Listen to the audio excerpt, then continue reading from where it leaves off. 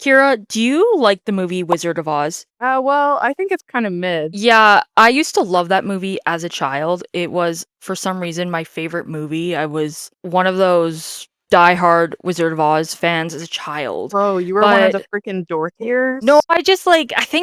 I thought the guy who played the Cowardly Lion was so funny. I was like, "Oh my god, this is the funniest shit ever." I was like, "Ah, this is the Oh, best." freaking Lionheart. Is that what his name is Oh, I thought it was Cowardly Lion. I think it might have been Cowardly Lion, but I was going off of like the Care Bears.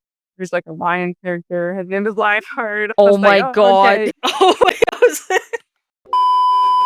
This movie, I can't watch at all. I mean, obviously it's very dated, but when I found out what the cast went through, I don't think I could ever watch this movie again. Of course, this was the 1930s and movies were new and they kind of had to make stuff up on the spot. I mean, not like scripts, but like, doing a lot of like edits and special effects and all that. And honestly, a lot of the shit that happened to this cast is insane. This would be an entire cancel episode of here's what happened to me if this was now. But let's kind of talk a little bit what happened to the Wizard of Oz cast. This is going to be a pretty short episode, but first I want to welcome you guys to our podcast, The Decomposing Flower. I'm Jen, with me is Kira. So, we'll start off talking about Judy Garland, who played Dorothy. Now, I could do an entire deep dive on her career and what happened to her because she went through a lot. She had began acting since she was like 2.5 years old. She loved singing. She actually said, "The only time I felt wanted when I was a kid was when I was on stage performing." Oh, that's so sad. Yeah, it's awful. It's so sad. Her mom was not very nice. Her mom was like that kind of mom that wants to live vicariously through her daughter. She wanted to be an actor herself. And so when she had Judy act, she kind of would take some of Judy's salary. I think she was like her manager. Judy actually referred to her mom as the real Wicked Witch of the West, which I think is telling a lot. So, Judy's mom would actually begin giving her a lot of stimulants and sedatives by the time she was 10 years old to keep her acting because she was working these long, painful hours. She would do school and then she would be acting. Sometimes her days would end at 4 or 5 in the morning. And she actually became addicted by the time she was 17. The actors on the set of The Wizard of Oz were given a lot of substances to keep them awake and then sleeping pills to kind of be like, "Oh, go to sleep. You need to go to sleep for a few hours." So it just was already not a good vibe. So she kind of began acting for The Wizard of Oz by the time she was around 14, 15. And I think she began the actual filmmaking part of it when she was like 16. Why do they have to take drugs in order to stay awake? Like, wouldn't this be during the daytime? So I think the main reason was because they were working such long hours. And for Judy, she was also trying to do school on top of it. And so they would just give them sleeping pills to be like, go to sleep. You need to sleep for a few hours. And then they would give them these sedatives to get them up and awake and energized and be like, okay, let's do this. If I remember The Wizard of Oz, like, they don't do terribly too much. Like, they just walk and then they're like, oh, Toad, we have to do the wizard. Yeah, there's like a few scenes where they're kind of like singing and jumping around, but I'm assuming it was probably because they were working such long hours, kind of back before the children that were on movies at this time, they didn't really have like rights or anything. We could do a whole deep dive on like Shirley Temple and all these like child actors from the 30s because it goes crazy. Yeah, so Judy was around 16 years old. And she was extremely body shamed for this because she was supposed to look 10 because Dorothy is 10. So the studio head would actually call Judy my little hunchback because she was 4'11" with a curved spine, which is just what the hell. She was very verbally abused. Her weight was just overly managed. She would be called a fat little pig with pigtails. It's just insane because she would be on a diet, a very hearty diet of chicken broth and cottage cheese. So the producers would take plates full of her food away from her. So if she was like eating, they'd be like, "Nope, you don't need to eat that." And then they would give her some tobacco to, stifle her hunger. Be like, "Nope, you're not eating." The producers were told to keep an eye on Judy to keep her from eating, and she would be constantly hungry. She would actually suffer from having an eating disorder and depression and all of that during this time and for the rest of her life. So when she was 16, of course, she was beginning to develop, and they would actually have her wearing her iconic white and blue dress. And then she also had on this very tight corset to hide her figure, which also made it harder for her to eat and all that. Her third husband had actually said years later that one of the actors who played the Munchkins had molested Judy by touching her under her dress. Now, when he said this, Judy had already died, and so it hasn't been proven true, and a lot of people don't know if it really was true because Judy never said, but I mean, who knows? Judy could have told her husband previously, and then he said it after she died. I have no idea. I don't really feel like that's his place to even share that, but a lot of people don't know if that's even true. Judy did say there was a lot of heavy drinking and it made her really uncomfortable with how rowdy people were because people were just drunk all the time. So, I mean, it wouldn't be uncommon for a lot of grown ass men and just perverts being on set with children. But again, we have no idea if that even happened. She did end up struggling with her depression and her mental health all throughout her life and her career. She did go on to have a pretty decent career, but her mental health took over and she actually attempted to self exit multiple times. And unfortunately, she overdosed by the time she was 47 in 1969. Of course, there is a lot more about Judy's life and her career that we go more into a deep dive in another episode. So, the guy who played the Tin Man, his name was Buddy Ebsen. So, the Tin Man had two actors. The first guy, Buddy, he actually left after being rushed to the hospital. So they had him wear this aluminum powder that was on his face. And one night he woke up struggling to breathe and screaming from having these violent cramps in his hands. And his wife had to call the hospital. And what had happened was he had been inhaling this aluminum powder for 10 days. He ended up being on oxygen for 2 weeks and almost died. Luckily, he did survive, but he ended up leaving the film. Some sources say that they actually fired him because they needed to continue acting and filming, but I'm not too sure if he was fired or if he left or if it was both.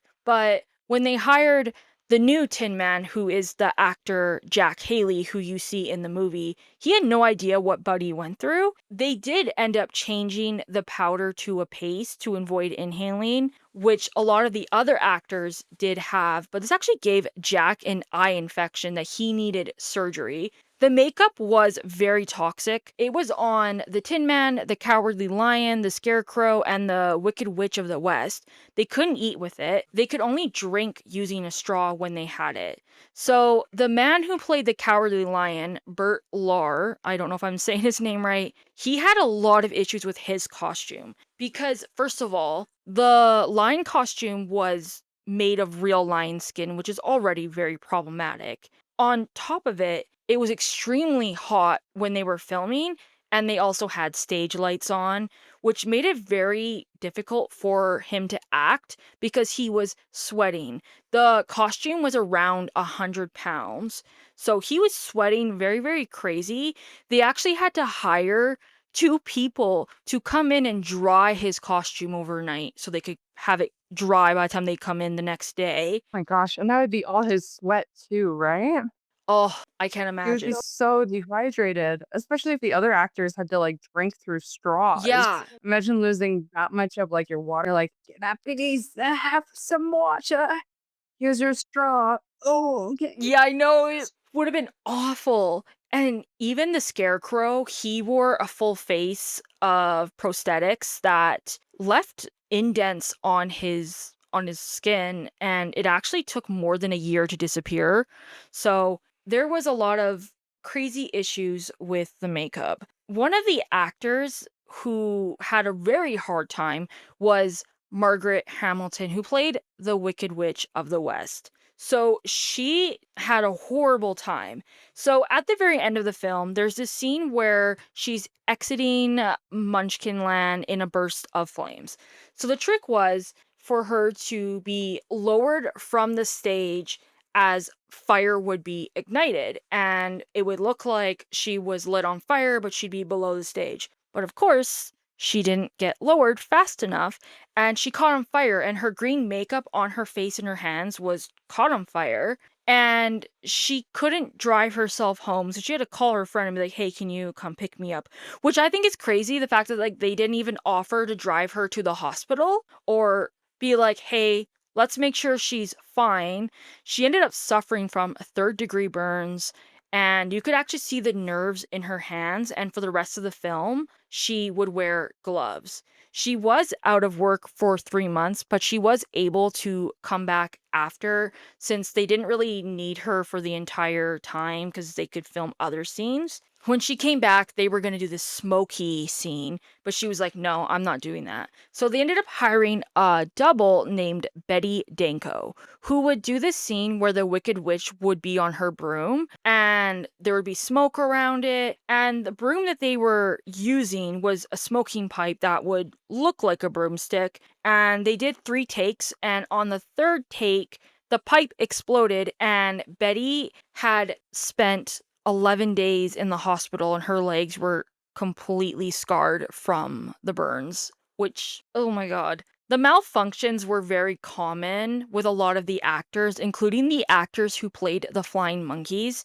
They were on wires. So there's a scene where the monkeys are flying through the sky, and of course, the wire breaks, and they all fell down to the ground, and resulting in a lot of injuries. Luckily, no one died. Even the dog, who was Toto, he actually got hurt himself too. Someone had stepped on him and he sprained his paw. They had to get a canine double while he recovered, which is Oh so my sad. gosh. Poor little Toto. Everyone died on this set. I know, like, everyone's getting hurt. They even used asbestos on the set to be fake snow, which obviously is very dangerous. And a lot of films did use this, and a lot of people have died, but luckily no one did die on this set. Now, you might know of the little rumor. I don't know if you know about this, Kira, about the actor who played the Munchkin hanging in the back. I don't know if you know about that one. No, I don't know about the hang in the back munchkin. So there was this rumor where in the scene we're off to see the wonderful Wizard of Oz, you can see a munchkin in the very back hanging from a tree. And apparently what had happened was this actor kind of had a mental break and took their life and is in the back. But that's obviously not true. It's a rumor. What it actually was there was a bird in the background that one of the crew members had actually gone from the zoo to use in the background to make more of an atmosphere of the forest and all that. There's been a lot of fake uploads that make it look real, and a lot of the footage that you see now has been cleaned up. So previously, it kind of looked like there was someone hanging there, but it's just the way the bird was and the poor camera and all that. So once they cleaned it up, you can kind of tell it's actually a bird. It's a rumor. The footage that you just watched is fake footage that was uploaded to YouTube. If you watch any DVD version, any VHS version, any streaming service version of The Wizard of Oz, I promise you there's no hanging munchkin. Here we go, I have The Wizard of Oz pulled up on HBO Max. You can already see that that is a bird. Because of the wonderful things he does. We're off to see the wizard, the wonderful Wizard of Oz. It's a bird spreading its wings, and it's like that on the original VHS too. No one did die on the set of The Wizard of Oz, but still, this was horrible. And I just can't imagine, like, working on this. And I mean, this is probably not the only one that had all these horrible accidents, but this does really show you, the time of the late 1930s and what some of the actors went through. Of course, they didn't have all the knowledge they have now, but still, a lot of this stuff, like, especially like the verbal abuse, is just not okay. But yeah, that's kind of what we have for this episode. So we'll see you guys in our next one.